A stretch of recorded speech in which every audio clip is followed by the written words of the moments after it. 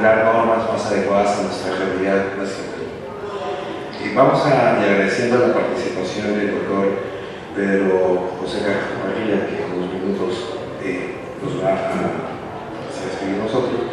Vamos a continuar con la participación del señor Rafael Leakil Matria, quien es director de supervisión de la Superintendencia Nacional de Educación Superior Universitaria, a quien recibimos con un fuerte aplauso.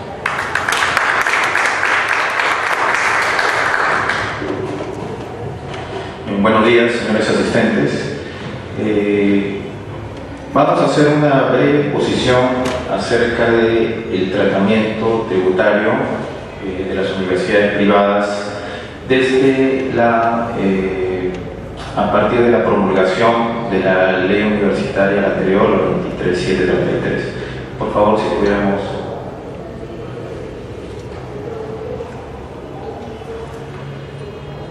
La anterior ley universitaria, la 23733, definía a las universidades privadas como personas jurídicas de derecho privado sin fines de lucro.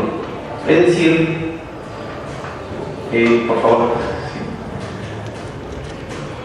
con la promulgación del decreto legislativo 882, que es en 1996, se crea la figura de las instituciones educativas particulares, las cuales engloba tanto a las universidades, los colegios como los institutos, y crea un marco promocional del sector educación, ¿no?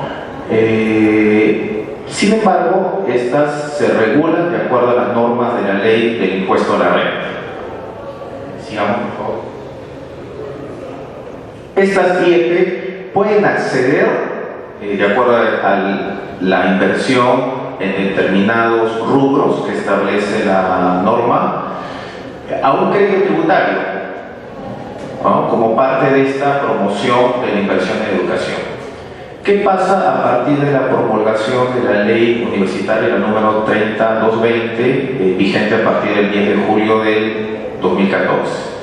Clasifica a las universidades privadas en asociativas y societarias, ¿no? Las asociativas, como bien mencionó el congresista Mora, las asociativas propiamente son universidades sin fines de lucro y las societarias con fines de lucro.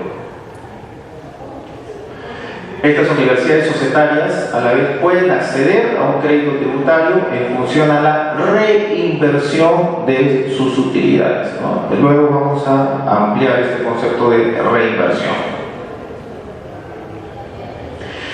¿Qué ocurre acá en esta vista? Vamos a apreciar lo siguiente. En 1983 es el año que se promulga la anterior ley universitaria. Hasta esa fecha existían 29 universidades. Luego se promulga el decreto legislativo 882, la ley de promoción de inversión en el sector educación. Es con esa ley, a partir de esa fecha propiamente, son 29 universidades. Y surge la gran explosión de universidades hasta julio del 2014, que se llega de 29 universidades a 91 universidades privadas, con un incremento de 238% en el número de universidades.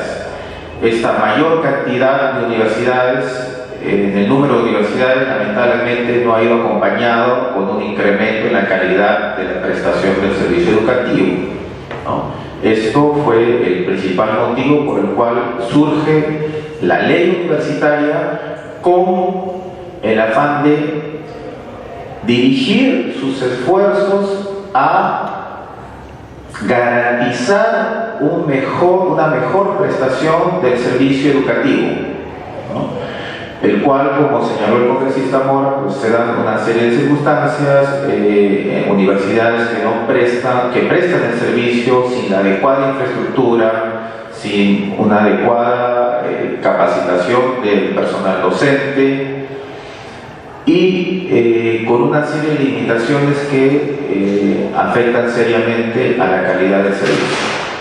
Sigamos.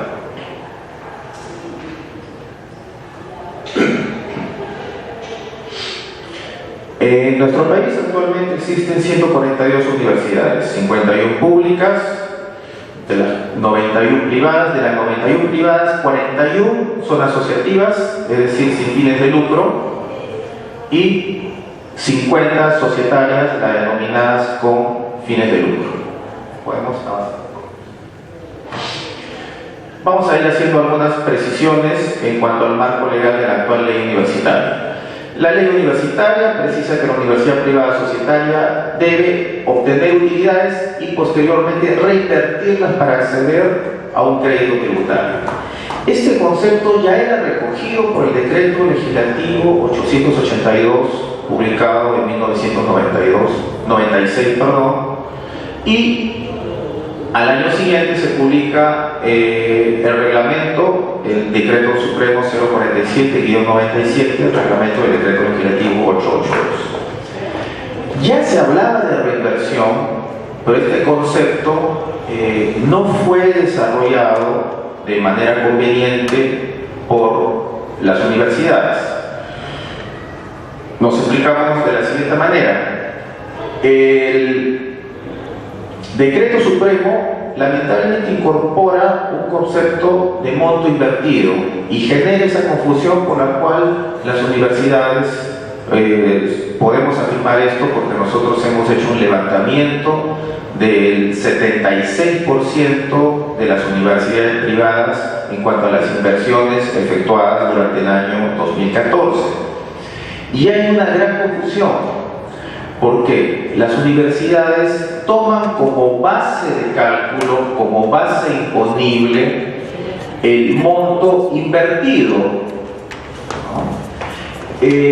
Concepto que es corregido por la ley universitaria y lo cual también se va a precisar en el decreto supremo que estamos desarrollando con el MEC y SUNAT, en el que lo que se busca como parte de esta promoción en el sector educativo, ¿no?, como premio a la eficiencia en la gestión, es que primero se generan utilidades y posteriormente, con un compromiso que viene a ser el programa de reinversión, que buena cuenta es un presupuesto, una proyección, un estimado,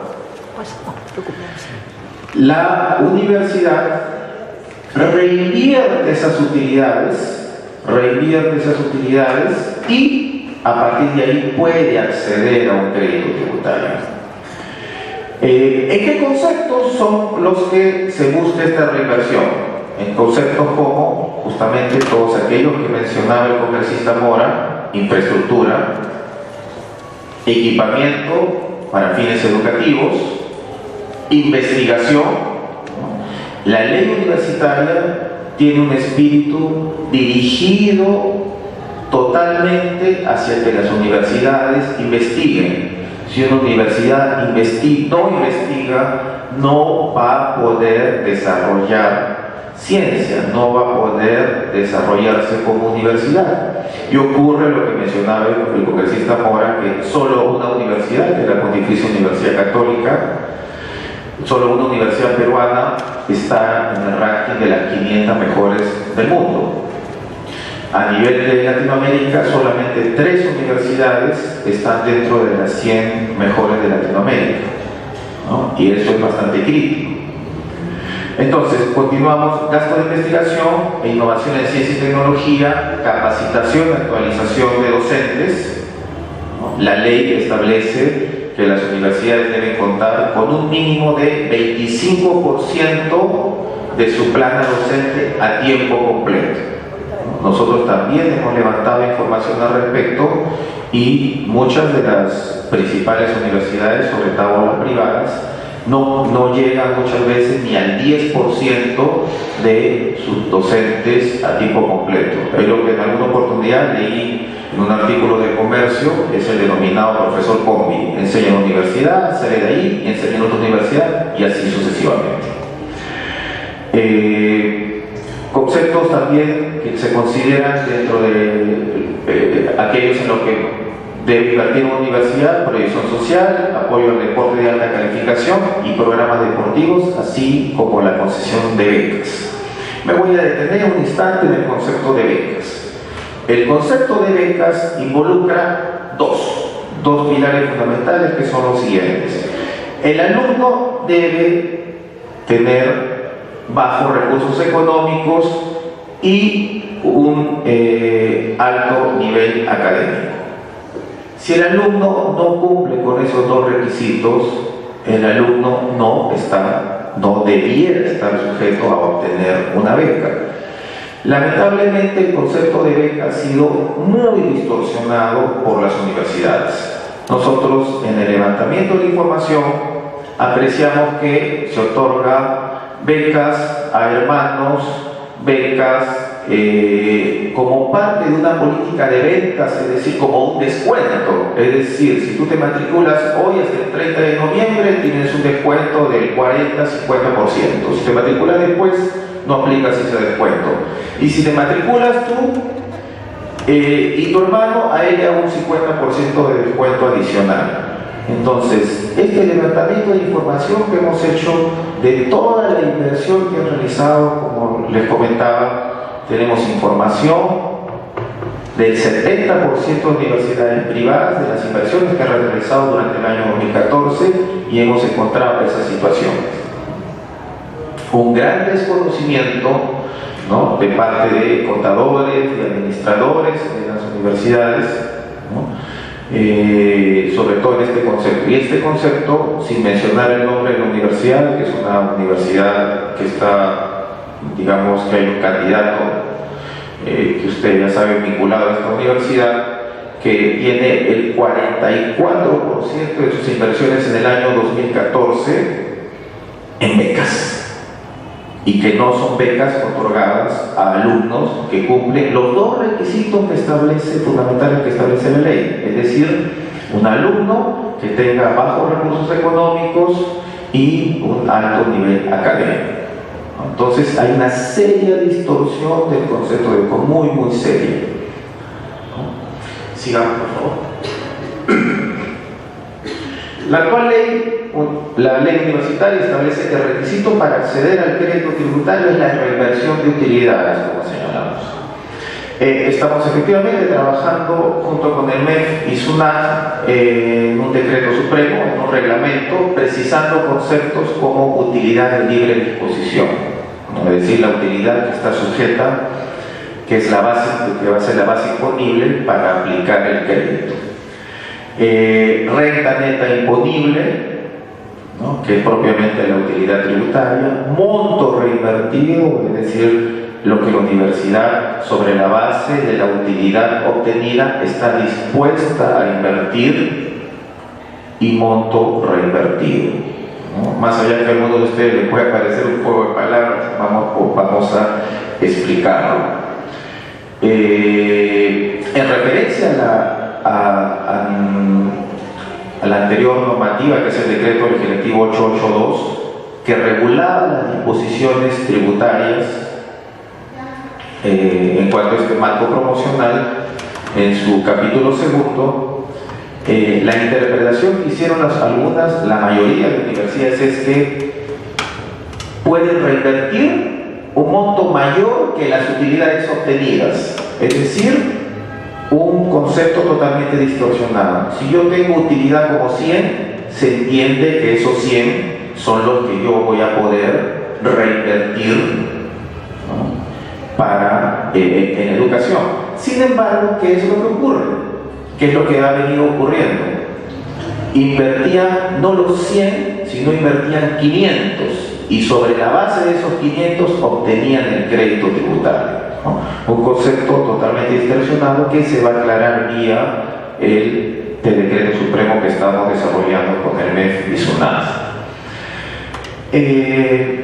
En el punto 3 mencionamos también, además de los conceptos que señalamos, hay otros conceptos vinculados a la mejora del servicio educativo, como capacitación docente y concesión de becas, que también forman parte de la base del cálculo del crédito tributario.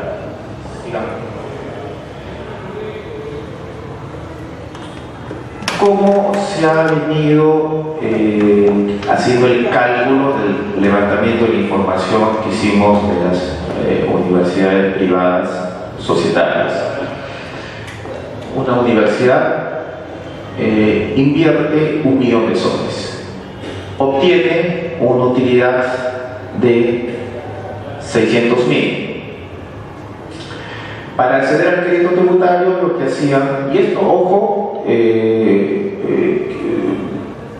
debo señalarlo, lamentablemente la administración tributaria, he sido parte de la administración tributaria, pero lamentablemente la administración tributaria no ha revisado convenientemente estas declaraciones.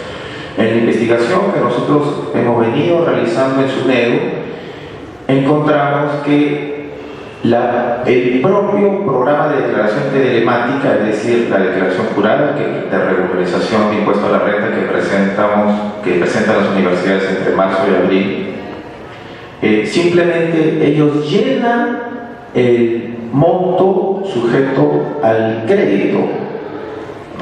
No hay, digamos, un cálculo previo que establezca parámetros para llegar a ese cálculo. Entonces, si la universidad invierte 1 millón de soles, lo que han venido haciendo es aplicaban el 30%, que era la alícuota, la tasa del impuesto a la renta, por 1 millón y tenían un crédito de 300.000. Digamos, sin contar los denominados pagos a cuenta, directamente la universidad tenía una utilidad antes del impuesto de 600.000, aplicaban el 30% a los 600.000 y tenían que pagar un impuesto a la renta 180.000. Sin embargo, como habían invertido 1 millón y aplicaban el 30% sobre 1 millón, calculaban 180.000 menos 300.000 de crédito tributario y tenían un saldo a favor de 120.000. Sigamos. Entonces no pagaban impuesto y tenían un saldo por aplicar en futuros ejercicios, y la ley iba más allá en ese sentido promocional, que no hemos encontrado en ningún tipo de beneficio tributario. Podía transferirlo a otra de sus instituciones vinculadas, a otra de sus empresas vinculadas. Es decir, no solamente el crédito beneficiaba a la institución, sino podía transferirlo a otras. Digamos, me sobra crédito, te lo transfiero a ti, y bueno, y seguimos en esta situación de no pagar impuestos.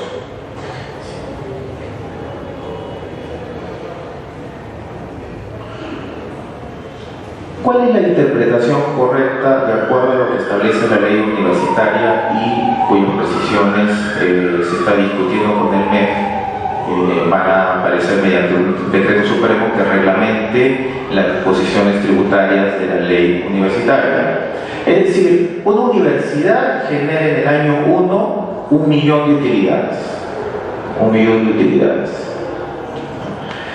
El año 2 reinvierte el millón de utilidades. El crédito tributario es aplicado. La alícuota o tasa del impuesto a la renta vigente para el año 2015 es 28%.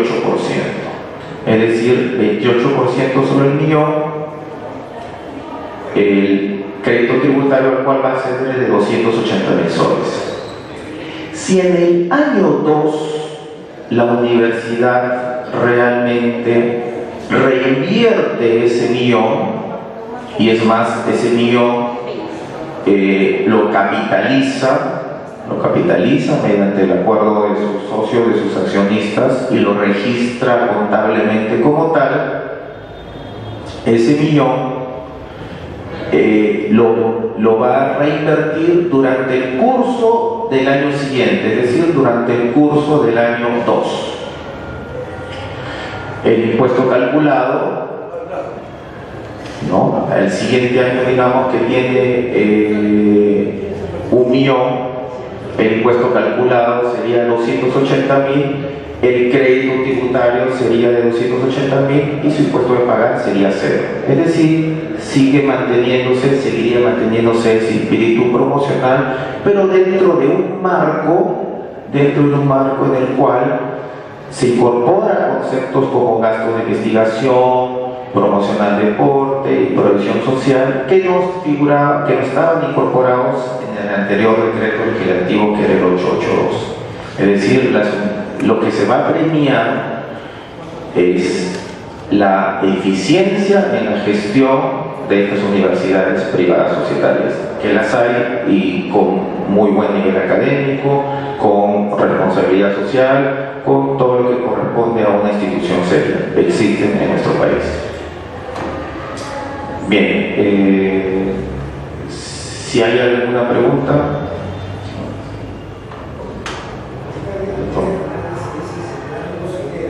Sí. Sí.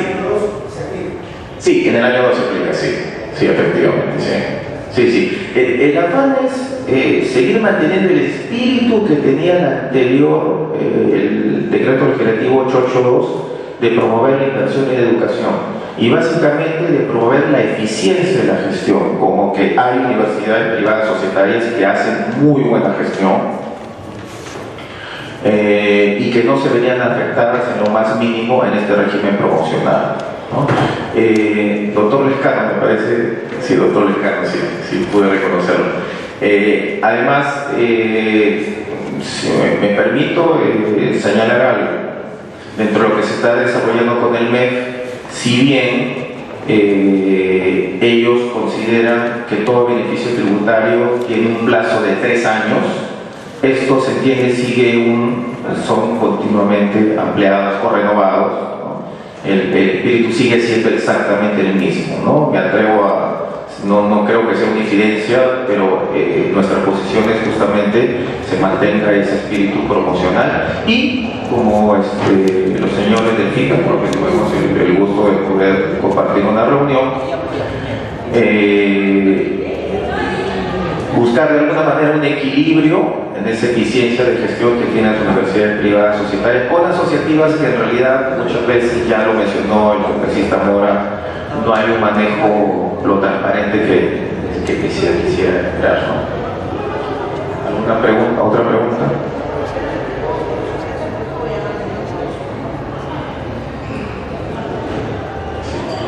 Bien, muchas gracias.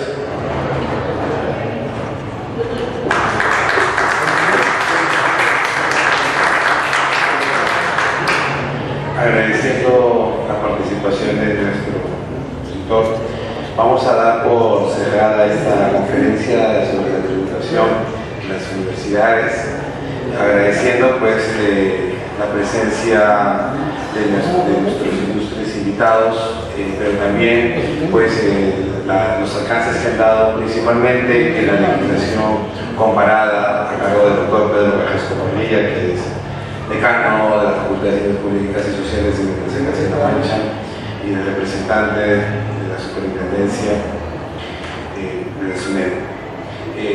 A nombre del congresista Mora Ceballos, damos por concluido este evento y nos despedimos con un aplauso y pasamos a un vino de honor que se servirá en este evento. Muchas gracias.